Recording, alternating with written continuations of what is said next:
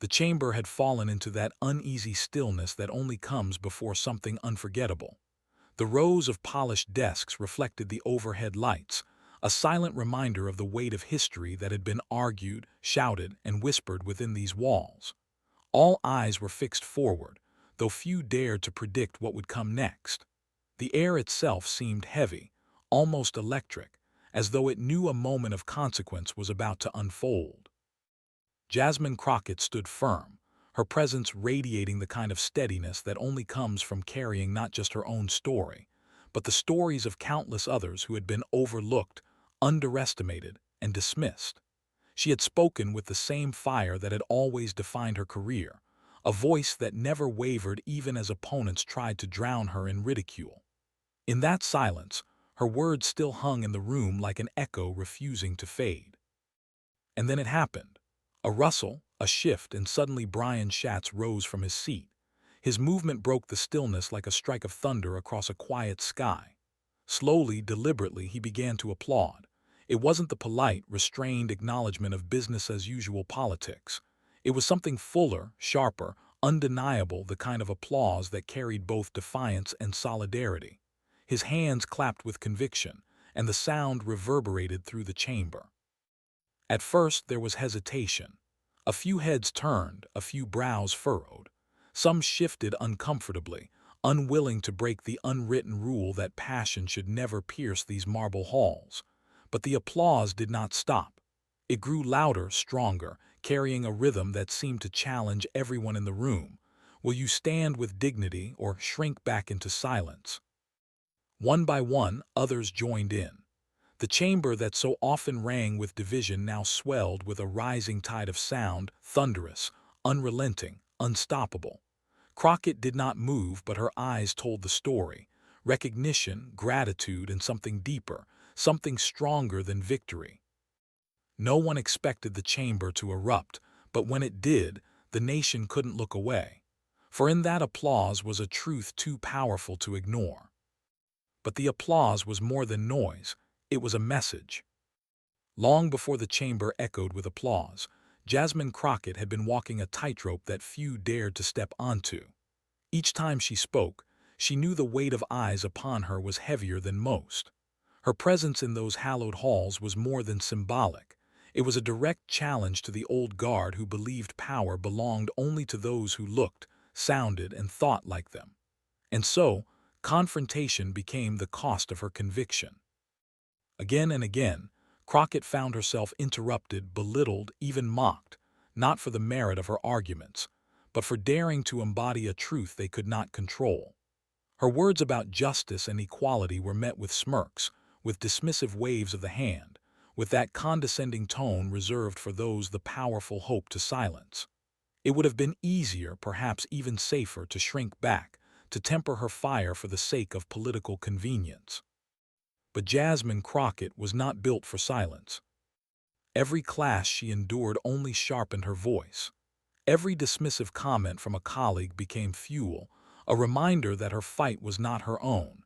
It was inherited from every community told to wait, every voter told their dreams were too small, every child taught that justice was something reserved for someone else. She carried that weight, and she carried it openly. Yet there was danger in such courage. In politics, those who push too hard are often labeled as disruptive, radical, or unfit. Crockett knew the risks. She knew that for every person cheering her outside the chamber, there were others inside plotting ways to cut her down. That tension, dignity versus arrogance, service versus self-preservation, was no longer an abstract debate. It was playing out in real time, in the faces of colleagues who saw her as an unwelcome force. And still, America was watching. Across the country, people were tired of the pageantry of false civility, of the hollow speeches crafted to sound profound but mean nothing. They hungered for something different, integrity. They longed for representatives who would not only speak truth but embody it. For millions, Jasmine Crockett was that rare voice, fiery yet steady, bold yet rooted in principle. Her dedication to justice was not a performance, but a lifeline. And with each confrontation, her following grew, her message carried further, her presence more unshakable. But the old guard doesn't surrender easily. They doubled down, believing that repeated dismissals, repeated interruptions, repeated attempts to paint her as too much would eventually wear her down. After all, history had often been written by silencing those who dared to speak too loudly. Surely, they thought, this time would be no different. And that is why what happened next mattered so deeply. Because when a voice like Crockett's is under siege, allies often remain quiet, afraid to share the cost. Yet silence is its own betrayal. For days, critics had predicted her voice would eventually be drowned out, that the establishment's arrogance would triumph over her defiance. They believed she stood alone. But they were wrong. Because just when critics thought she'd be silenced, the most unexpected ally stepped forward. To understand the force of that applause, one must first step back and see the shadows it pierced through. For years, the chamber had been dominated by a familiar breed of politician, the kind who spoke not to inspire but to condescend. These were men and women of the old guard, schooled in the art of delay, masters of the smirk that said you don't belong here. They were not accustomed to voices like Jasmine Crockett's, sharp, unyielding, unwilling to play by the script of silence. Their history with her was not one of debate but of dismissal. When Crockett took the floor to argue for reforms, they rolled their eyes, exchanged knowing glances, whispered behind cupped hands. They did not engage her arguments on merit. They sought instead to diminish her, to turn her into a caricature of passion rather than an advocate for principle. Every time she rose, their strategy was the same: interrupt, mock, belittle. It was not subtle. Some called her too emotional, others muttered that she was out of her depth. They framed her conviction as instability, her passion as recklessness. Their arrogance was not hidden but displayed proudly, as if the chamber itself was their private inheritance. To them, Crockett was an intruder, a voice uninvited, a story unwelcome. But the hypocrisy ran deeper. Many of these same figures had built careers on speeches about freedom, about representation, about the American dream. Yet, when confronted with someone who embodied those very ideals, a black woman, a lawyer, a representative who carried her community's hopes with unapologetic pride, they recoiled. Their rhetoric of inclusion ended the moment inclusion threatened their monopoly on power. The unfairness of it all was impossible to ignore. They had been given decades of uninterrupted airtime, their voices amplified by the machinery of tradition. Yet they insisted that Crockett's moments of speaking truth were somehow too loud, too disruptive, too much. This was not about decorum. It was about exclusion. It was about maintaining a hierarchy where power spoke down and dignity was expected to bow. And in their arrogance, they revealed their fear. Because deep down, they knew what a voice like Crockett's could ignite. They had seen it before in history, one defiant voice sparking a chorus, one act of truth exposing the fragility of their posturing. So they did what the powerful have always done when threatened. They tried to turn her into a spectacle, to dismiss her before her words could take root. But what they underestimated was how visible their tactics had become. Cameras caught the smirks, the interruptions, the whispered asides. Viewers across the country could see for themselves the disrespect etched across their faces. It was no longer Crockett's word against theirs. The evidence played out in real time, streamed into living rooms, dissected across social media. The old tricks of exclusion no longer looked clever. They looked cowardly. And yet they persisted. They leaned into their arrogance, believing that tradition would shield them, that the weight of the chamber would bend against anyone daring to challenge the hierarchy. They mistook Crockett's resilience for naivety, her persistence for inexperience. They thought they had time to wear her down, time to convince the public that dignity could be rebranded as defiance. But arrogance has a way of writing its own downfall. Because every smirk, every interruption, every patronizing remark became another thread in the rope they were tying around themselves. They believed they were silencing her. In truth, they were amplifying her. They believed they were diminishing her. In truth, they were exposing their own hypocrisy. And so, when Crockett rose once more, carrying not just her argument but the dignity of every moment they had tried to strip from her, the stage was already set. The chamber was already divided, not between left and right, but between arrogance and authenticity. One side clung to their smirks, their whispered mockery, their brittle facade of superiority. The other side waited, weary, hungry, desperate, for someone to break the silence with courage. What those smirking figures did not see, blinded by their own self-importance, was that their reign of dismissal was about to be interrupted. Their carefully rehearsed arrogance was about to meet something stronger, something they could not roll their eyes away from. Their smirks wouldn't last long, because Crockett wasn't standing alone. To understand why the applause for Jasmine Crockett resonated so deeply, you have to understand the journey that brought her into that chamber in the first place. Hers is not the story of someone groomed for power, born into political dynasties, or cushioned by family fortunes. Hers is the story of struggle, grit, and a refusal to surrender when the odds said she should. Jasmine Crockett grew up with an intimate understanding of injustice, not as an abstract idea debated in textbooks, but as a daily reality for her family, her neighbors, and her community. She saw how systems that promised fairness often delivered exclusion. She saw how voices of dignity were muted by gatekeepers who controlled access to opportunity. From a young age, she understood that the deck was stacked, that justice was not handed out evenly, and that someone had to be brave enough to push back. That calling shaped her education. While others pursued paths of comfort, she chose the law. Not because it was glamorous, not because it promised riches, but because she believed the law could be a weapon, one that could defend the powerless against the powerful. As a defense attorney, Crockett threw herself into cases most lawyers avoided, standing up for people who could not afford representation, for individuals society had already written off. She fought for fairness in courtrooms where the scales often tipped against the poor and the marginalized. It wasn't easy. She faced the sneers of prosecutors, the indifference of judges, and the skepticism of colleagues who questioned why she cared so much. But those battles only hardened her resolve. Each case became another chapter in a story of persistence, one more reminder that justice was not theoretical but deeply personal. For Crockett, dedication to justice was never a slogan. It was a promise she lived with every case she argued, every client she defended, every community she refused to abandon.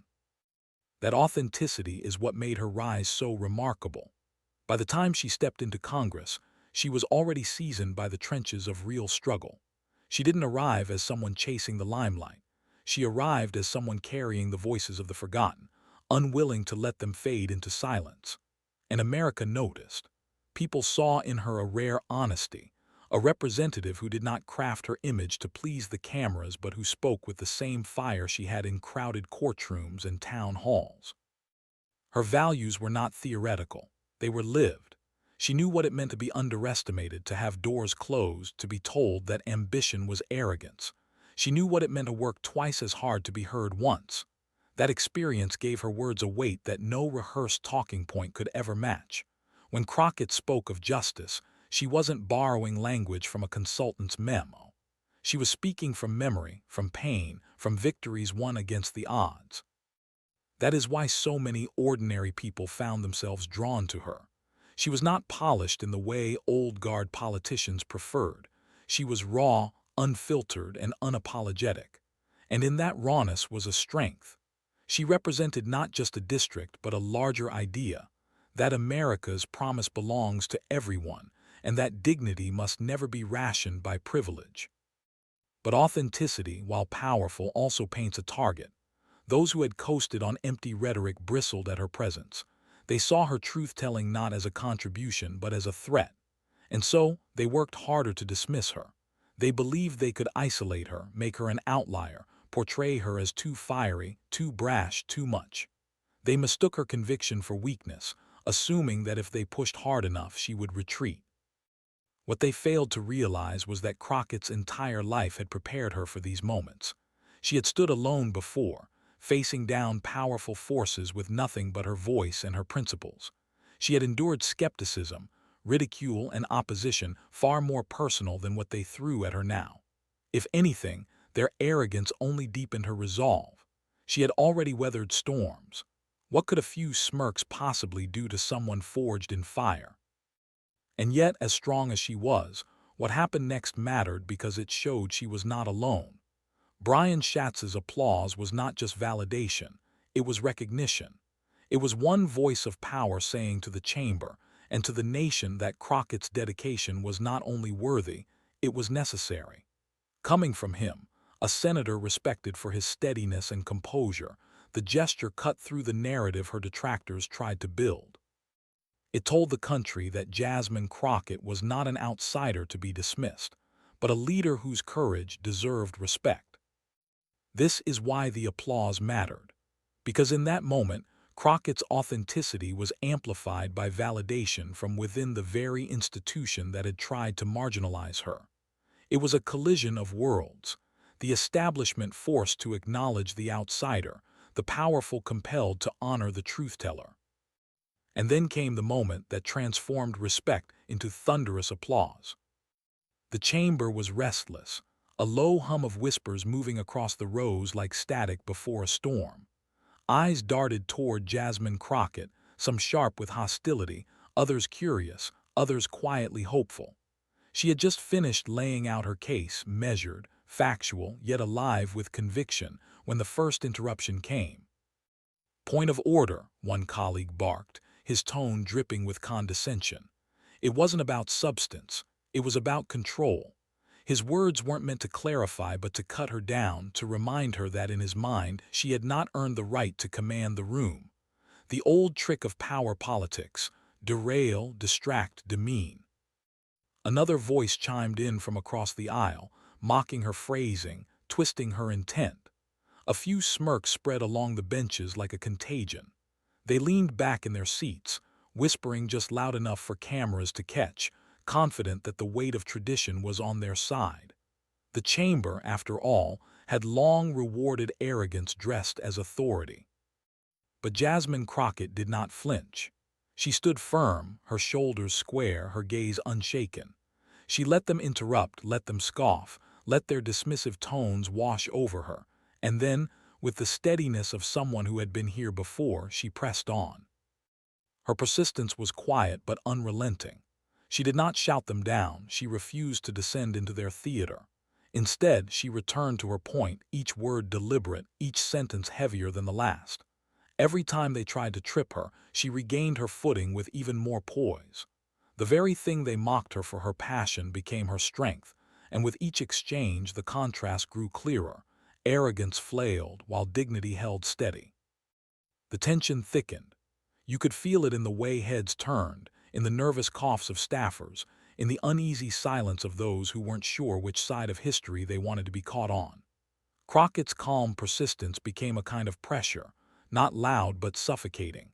Every attempt to diminish her only sharpened her presence, and suddenly the room felt smaller, tighter, as if the weight of truth itself had settled into the chamber. Her detractors doubled down, their tones growing sharper, their interruptions more frequent. They leaned into dismissal, hoping the audience beyond the walls would see her as unruly, hoping to reduce her to the stereotype of too much. But the more they pressed, the more obvious their desperation became. Their arrogance no longer looked like confidence, it looked like fear. Still, Crockett held her line. She spoke of justice not as an abstract promise but as a living duty. She reminded the chamber of the communities who had been silenced, the families who had been dismissed, the citizens who believed their government had no place for them. Her words cut through the noise, steady and deliberate, echoing louder than any interruption. By now, the mood had shifted. The hostility in the chamber was palpable, yes, but so was something else, the unmistakable sense that this was no ordinary exchange. Something was building. The clash of arrogance and dignity had reached its breaking point, and all who watched could feel that the balance was about to tip. And then silence. For one long, breathless moment the interruption stopped, the whispers stilled, The room seemed to hold itself in suspense. Crockett's voice lingered, unbroken, carried by the weight of everything she represented. It was in that silence, heavy with tension, that the moment arrived. But just as the room leaned toward arrogance, a single gesture flipped the script. The silence stretched longer than anyone expected. For a brief, breathless pause, it seemed the chamber itself was suspended between two possible futures, one where arrogance reigned unchallenged, and another where dignity struck back. Jasmine Crockett stood tall, her words still echoing in the minds of everyone present when the silence broke. It wasn't with another insult. It wasn't with another smirk. It was with the sound of hands coming together, deliberate, sharp, and impossible to ignore. Brian Schatz had risen from his seat. At first, some thought they had misheard. Applause in the chamber was not common. Applause that began with such intensity was even rarer. Schatz's hands clapped again, firm and steady, the sound echoing against marble walls. His face carried no hesitation, no polite half-smile to soften the act. This was no token gesture. This was conviction made audible. The effect was instantaneous. Heads whipped around, eyes widened. The smirks froze in place, suddenly brittle, suddenly unsure. Schatz was not a fringe figure, not an outsider. He was a respected senator, known for his calm demeanor and measured words. For him to rise in this moment for this cause was an indictment of every dismissive gesture hurled at Crockett just minutes earlier. The chamber, always so protective of its decorum, suddenly found itself broken open. The applause thundered, not from dozens of hands at first, but from just his. And yet, it was enough to disrupt the atmosphere, to slice through the arrogance that had hung so thick. Each clap landed like a challenge. Who will stand with truth? Who will cower in silence? Jasmine Crockett remained steady, though the weight of the moment flickered across her expression. Her composure was unshaken, her shoulders square, but her eyes carried a quiet recognition, not relief, but solidarity. This was the kind of validation that mattered, not because she needed it to prove herself, but because it proved to the nation that she was not alone. Schatz finally spoke, his voice measured, the kind of voice that didn't need to rise to carry weight. What you have just heard is not noise. It is not disruption. It is dedication to justice, and it deserves respect. The words fell heavy, undeniable. They were not shouted. They did not need to be. The pauses between them carried as much force as the syllables themselves, like a drumbeat demanding attention. For a moment, the chamber was caught in stunned paralysis. Then, slowly, others began to follow. A few tentative claps at first, hesitant, almost fearful, until hesitation gave way to momentum. Applause spread, row by row, member by member, until the chamber that had moments ago been filled with whispers of dismissal now thundered with a rhythm that could not be contained. The sound grew so loud that the walls themselves seemed to tremble with it. Applause cascaded upward from the floor to the gallery, where visitors and staffers joined in, some rising to their feet, some shouting words of praise. The eruption was total, and it drowned out everything else. For the antagonists, the smirking, mocking figures who had tried so hard to silence Crockett, the applause was unbearable. Their expressions faltered, their certainty shattered. Where moments earlier they had lounged in arrogance, now they shifted uncomfortably in their seats, their authority suddenly fragile. Cameras caught every flicker of discomfort, every downcast eye, every nervous glance exchanged as the applause rolled over them like a wave. It was a mic drop moment, but not the kind born of snark or spectacle. This was something purer, something more devastating, the triumph of dignity over derision, of authenticity over arrogance. Crockett had not needed to shout, had not needed to descend into their theater. She had stood her ground, and the chamber itself, with the help of Brian Schatz's audacity, had been forced to acknowledge it. The crowd reaction was cinematic in its own right. Some stood with tears in their eyes, struck not just by the words but by what the gesture represented. Others clapped with the fury of pent-up frustration finally finding release. And still, amidst the thunder, Crockett did not move to center herself in the spectacle. She remained composed, her chin lifted, her voice held in reserve, because this was not about ego, it was about principle. Schatz let the applause build before speaking again, his voice steady, his words carefully chosen to slice through the chaos. This chamber should never fear truth, it should fear silence, and today truth has been spoken with courage. Those sentences hit harder than any insult ever could. They reframed the entire exchange, turning the attacks on Crockett into a mirror reflecting back on the attackers themselves. The very thing they had mocked now stood revealed as the highest form of service. And the nation watching, because millions were already watching, saw the contrast in sharp relief. The applause did not die quickly. It lingered, swelled, and ebbed only reluctantly, as though no one wanted to be the first to let the sound fade. When it finally softened, the atmosphere of the chamber was transformed. What had begun as a contest of arrogance versus dignity had ended as a coronation of sorts, a recognition that authenticity cannot be smothered, that truth has a way of rising, even in the most hostile of rooms. Crockett finally inclined her head, a small gesture of acknowledgement, not victory. Her silence in that moment was louder than any words could have been. She did not need to add to the spectacle. Her presence alone was the mic drop. For the antagonists, the damage was irreversible. They had tried to turn her into a spectacle, but now they were the ones exposed. Their sneers were replayed alongside the eruption of applause, their dismissive gestures frozen in time next to the image of a senator standing in defiant support.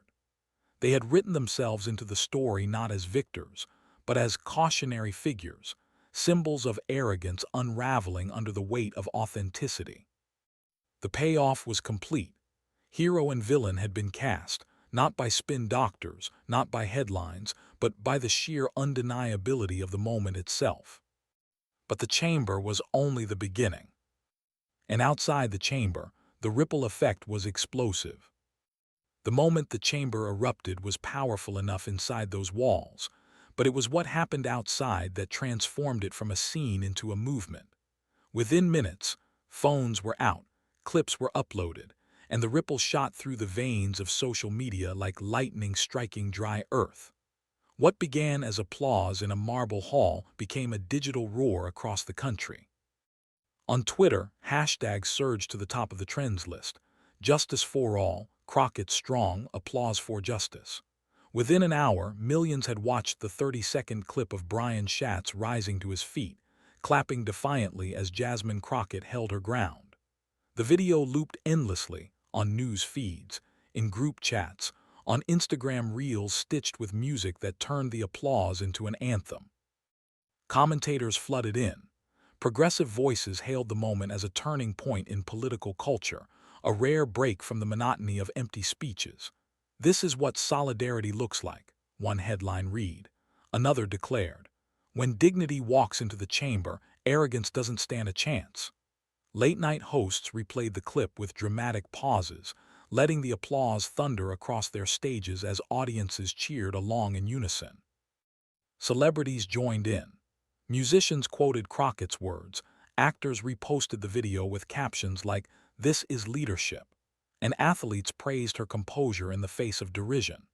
TikTok creators remixed the scene into montages of other historic moments of defiance: Rosa Parks refusing to move, John Lewis crossing the Edmund Pettus Bridge, placing Crockett within a lineage of dignity rising against arrogance.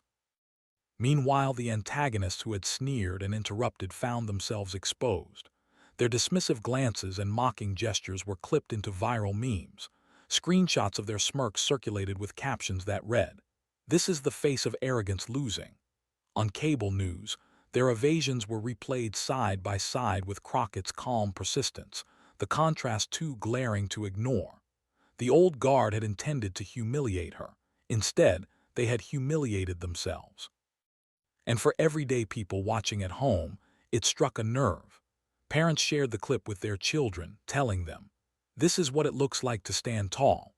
Immigrants saw in Crockett's poise a validation of their own struggles, proof that the fight for dignity can pierce even the coldest institutions. Communities long overlooked by politics found in her a champion, someone who didn't just talk about justice but embodied it. The chamber applause became a cultural shorthand, a signal of what America still yearned for: leaders who put integrity before image, who refused to be silenced no matter how many tried to dismiss them. Comment threads filled with gratitude, with people saying they finally felt proud of what they saw in Congress, if only for a moment.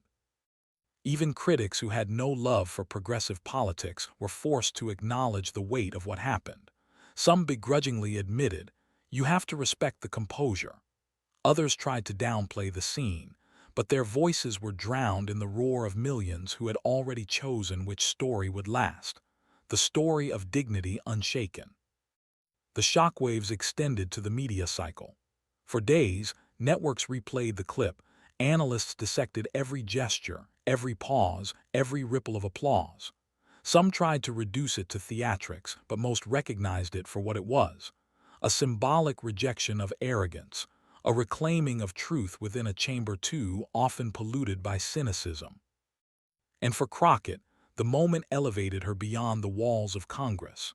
She was no longer just another representative in the record. She had become a symbol. The applause, amplified by Brian Schatz's boldness, transformed her into something larger, a voice not just of a district, but of every American who had ever felt silenced or dismissed. What mattered most was not just the sound, but the meaning behind it. Millions didn't share the clip because it was dramatic. They shared it because it carried something rare: hope. It reminded them that arrogance can be challenged, that dignity can still win, that truth spoken boldly will find its echo. But this wasn't just applause. It was a reminder of something deeper. When the echoes of applause finally faded, what lingered was not just the sound of hands striking together, but the undeniable truth that dignity had risen above arrogance. In a chamber too often ruled by posturing and power plays, Jasmine Crockett reminded the nation that justice is not a slogan and service is not a stage. Her perseverance, matched with Brian Schatz's unflinching validation, crystallized a message as old as the American experiment itself: integrity will always outlast self-interest. This was more than one lawmaker standing firm. It was the rebuke of a culture that too often rewards the loudest over the most principled, the arrogant over the authentic. Crockett did not bend under the weight of condescension. She did not match insult with insult. Instead, she let her record, her values, and her calm persistence speak. And when Schatz's applause cut through the chamber, it was as though the country itself rose to affirm: this is what public service is supposed to look like. Because here's the truth: arrogance fades, smirks vanish, performances crumble under the light of time. But dignity echoes. It stretches beyond the walls where it is first spoken, beyond the moment it first takes form. It inspires, it instructs, and it reminds us who we are meant to be. For every immigrant family who knows what it means to be overlooked, for every young person taught to keep their head down, for every community told their voices don't matter, this moment spoke otherwise. It said, "Your dignity is powerful, your service to others is sacred, your courage is contagious." Crockett's stand became a mirror for all who have endured dismissal and chose to rise anyway. And isn't that the heartbeat of America? Not arrogance, not exclusion, not self-serving power, but the quiet, relentless insistence that justice belongs to everyone. When leaders embody that, they do more than pass laws, they kindle belief. They remind us that politics is not only about policies, but about people. They prove that one act of courage can tilt the balance of cynicism. The crescendo of this moment carries a promise: justice is never silent. It cannot be hushed by jeers or buried under smirks. It finds its echo in chambers, in streets, on screens, and in hearts hungry for truth. And when it does, it ignites. So let this be more than a story. Let it be a charge. Speak when silence is demanded of you. Stand when standing feels impossible. Defend not just yourself, but the dignity of those who cannot yet be heard. Because every echo begins with one voice, one act, one decision to answer arrogance not with anger but with unshakable truth. And as the nation replayed that thunderous applause, the meaning was clear. Dignity had spoken, and it would not be silenced. But here where you come in. The title said it all. Applause filled the chamber. But by now you know it wasn't just noise. It was a signal, a surge, a movement. In that instant, Brian Schatz's celebration of Jasmine Crockett's dedication to justice became larger than two lawmakers. It became a reflection of what America still yearns for: courage, truth, and dignity that refuses to bow. This story wasn't about politics as usual. It was about the contrast we all recognize: arrogance versus service, self-interest versus sacrifice. Crockett's calm perseverance, joined by Schatz's validation, showed us which side history remembers. And in that memory, we find our own responsibility. Because the truth is, moments like this only matter if they ripple. They matter if we carry them forward, if we remind ourselves and each other that dignity doesn't just belong in congressional chambers. It belongs in our neighborhoods, our classrooms, our families. It belongs wherever arrogance tries to rise unchecked. So if this moment moved you, don't let it fade into the scroll. Subscribe to this channel, share this story, and join a growing movement of truth-tellers who believe integrity still matters.